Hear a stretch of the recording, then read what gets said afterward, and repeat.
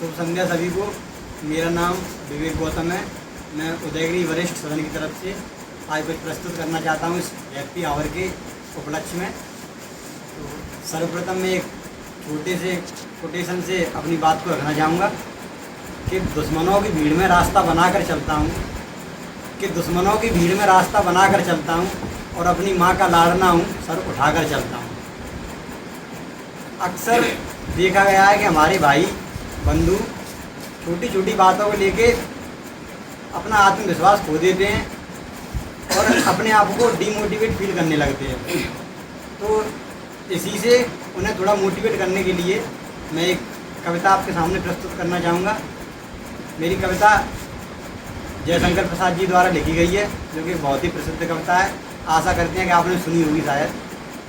कविता कुछ इस प्रकार है कि युद्ध नहीं जिनके जीवन में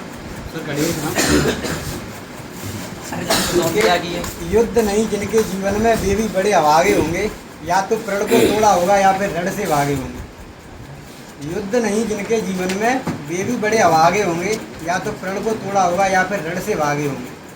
दीपक का कोई अर्थ नहीं है जब तक तम से नहीं लड़ेगा। सूरज नहीं प्रभा दे सकता जब तक स्वयं नहीं धधकेगा। बिना दहकती ज्वाला के क्या कुंदन कभी बना है सोना।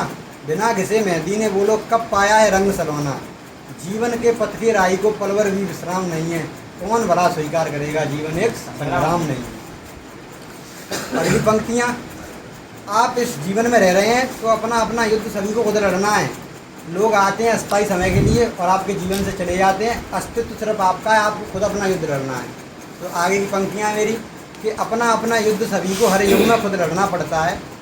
अपना अपना युद्ध सभी को हर युग में खुद लड़ना पड़ता है, और समय के शिलालेख पर खुद को खुद गढ़ना पड़ता है।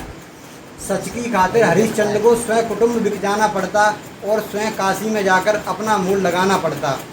बनकर दासी पटरानी भरती है पानी प्रगट में, बनकर दासी पटरानी भरती है पानी पनघट में, और खड़ा सम्राट वचन के कारण काशी के मरघट में। ये अनवरत लड़ा जाता है, इसमें युद्ध विराम नहीं है, कौन भला स्वीकार करेगा जीवन एक संग्राम नहीं है।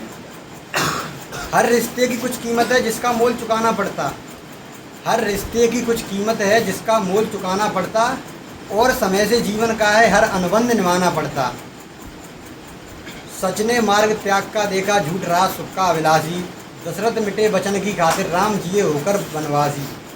पावक पथ से गुजरी सीता रही समय की ऐसी इच्छा, देनी पड़ी नियत की कारण देवी को भी अग्नि परीक्षा।